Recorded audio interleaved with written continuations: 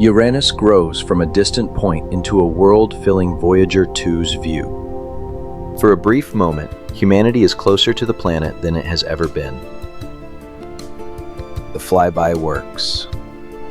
The instruments record their measurements. The data comes home. By every normal standard, the mission is a success. Then Voyager leaves, and nobody follows. No spacecraft returns to Uranus. No mission arrives to check what Voyager saw. The encounter remains humanity's only close look at the planet. At first, that does not seem like a problem. The measurements appear clear. Scientists build models from them.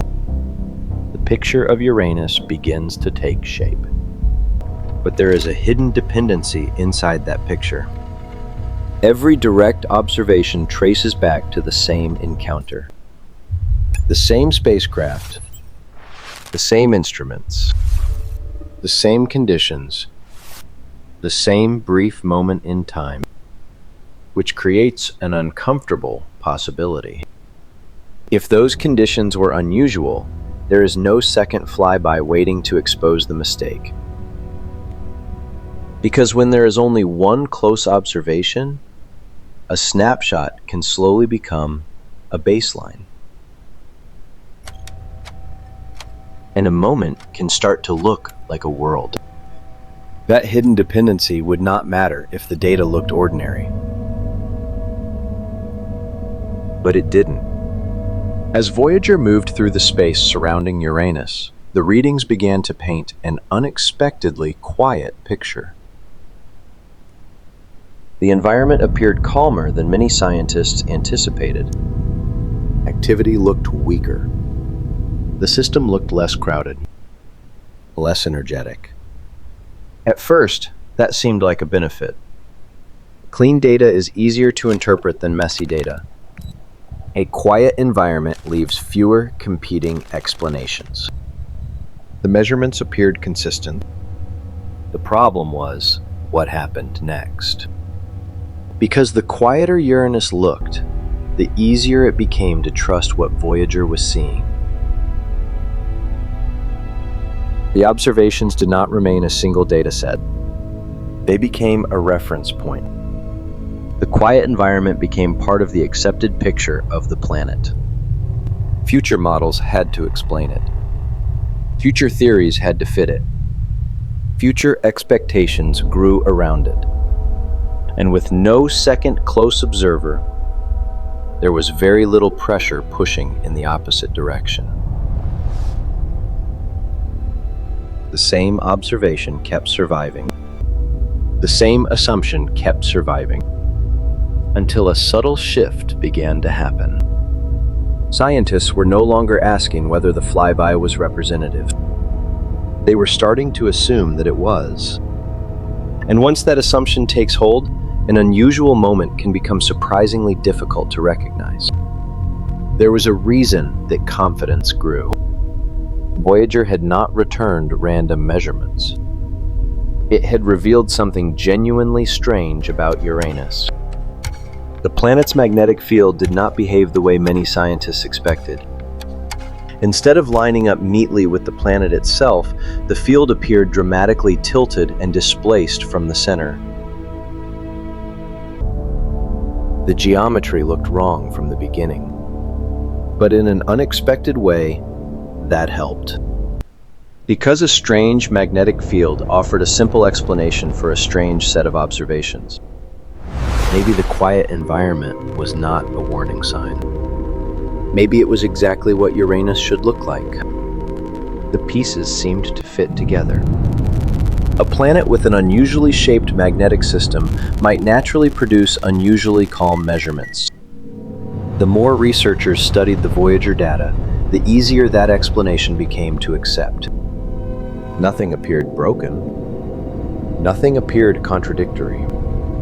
The flyby had revealed an unusual planet, and the unusual observations seemed to match it. Slowly, the snapshot stopped feeling temporary. It started feeling representative. And for a long time, There was very little reason to think otherwise. If Voyager had truly captured a normal day at Uranus, this is exactly what scientists should expect to see. Then the focus shifted.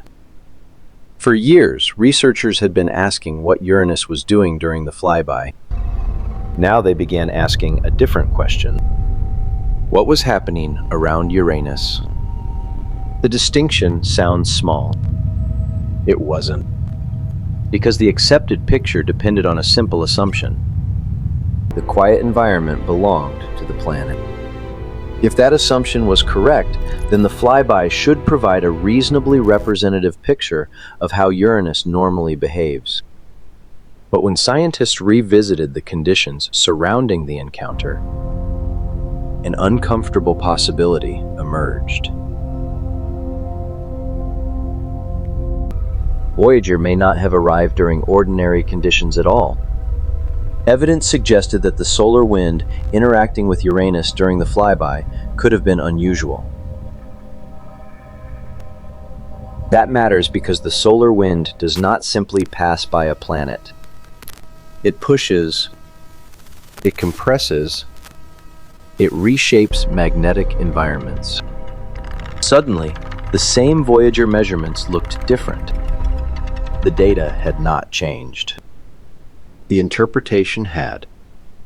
The quiet environment was once treated as evidence for the planet itself. Now researchers had to consider another possibility. What if the quietness belonged to the day, not the world? Because if outside pressure compressed Uranus's magnetic environment while Voyager was passing through it, then the flyby may have captured a temporarily altered state. And that breaks the confidence built over decades. The accepted picture predicted that Voyager had measured Uranus behaving normally. This new possibility suggests Voyager may have measured Uranus while something else was influencing the scene. The observations remain real. The problem is that they may no longer mean what scientists thought they meant. And once that possibility appears, a much larger consequence follows. The flyby can no longer verify itself. Seen from the beginning of this story, Voyager's flyby looks like a triumph. A spacecraft crossed the solar system. It reached a distant planet. It returned measurements that scientists still use today. None of that has changed. The data remains valuable. The discoveries remain real. But the meaning of the encounter is no longer quite the same. Because the central problem was never whether Voyager succeeded. The central problem was what happened afterward. No dedicated orbiter arrived to watch Uranus over time. No spacecraft returned to compare one set of conditions against another. No close observer remained in place long enough to separate a normal day from an unusual one. That absence matters more than any individual measurement. Because if magnetic environments can be reshaped by changing solar wind conditions, then timing becomes part of the observation itself. And when there is only one close observation, timing becomes impossible to isolate. Which means one question still remains unresolved. Not what Voyager saw, but how representative that view really was. The flyby that once looked like a complete picture now looks more like a snapshot taken without context. A moment preserved in extraordinary detail. A world observed only once. And that may be the real legacy of Uranus. Not that we measured it too little, but that we trusted a single moment for too long. We may have mistaken a day for a world.